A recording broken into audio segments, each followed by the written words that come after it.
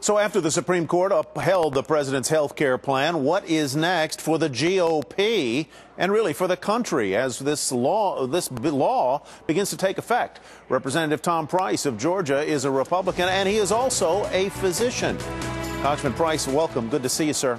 Hey, Tyler, good to be with you. Thank you. Terrific. We had on just a few moments ago, as you may know, Chris Van Hollen from the other side, Democrat from Maryland. He says that this is, whatever the Supreme Court says, not really a tax, that to the extent that individuals are going to be forced to buy health care coverage, what is really at work here is forcing those individuals to take personal responsibility for their health care, join into the system so that they are not, quote, freeloading the system. How do you respond to that? Under penalty of law with the IRS enforcing it, just what the American people want, right?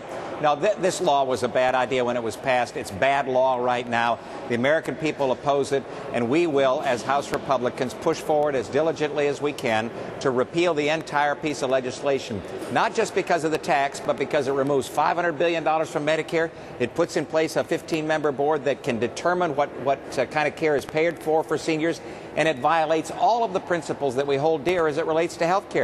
Accessibility, affordability, quality, and choices. All those are out the window. The American people know that, which is why they want repeal and then moving forward in positive, patient-centered ways to solve the challenges that we face without putting Washington in charge. Talk to me. You mentioned that phrase, patient-centered. What would you do as a physician that would be patient-centered? You know, the centerpiece of this law is the so-called mandate, the individual mandate. Yes. What would the centerpiece of a law that you would design be? Patient-centered to me and to the physicians and patients across this land means that patients and families and doctors are making medical decisions, not Washington, D.C. And whatever we can do to strengthen the principles that I mentioned, making healthcare more accessible, making it more affordable, making it of the highest quality, increasing choices for patients, is exactly what we need to be doing. H.R. 3000 is the bill that I've authored, gets folks covered, solves the insurance challenges, and makes certain that we save hundreds of billions of dollars in our healthcare system, all without putting Washington in charge.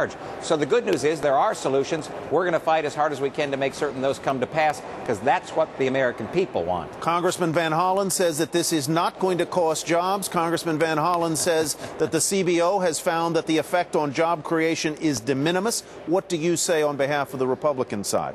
Well, it's not just the Republican side. It's employers and the American people who know that this harms job creation across this land, because employers have to set aside more of their money in order to comply with federal regulations and the federal edicts that come down from on high. So when businesses don't have an infinite amount of money, not like the Democrats here in Washington think we as a government have, they've got a finite amount, and so they have to make priorities. They have to make choices. When the federal government says you've got to take more of your money and have it go to health care, what that means is fewer jobs across this land. It's already been demonstrated. And increasing premiums for the American people, that's not a way to go. That doesn't also increase jobs either. So whether it's a health care standpoint, financial standpoint, or the ability to create jobs across this land, this law is a bad idea, which is why it needs to be repealed. The president says that it's going to add 30 million Americans to coverage in one way or another. Governor Romney says that some 20 million Americans who have coverage now will lose the choice that they have and like. What do you say?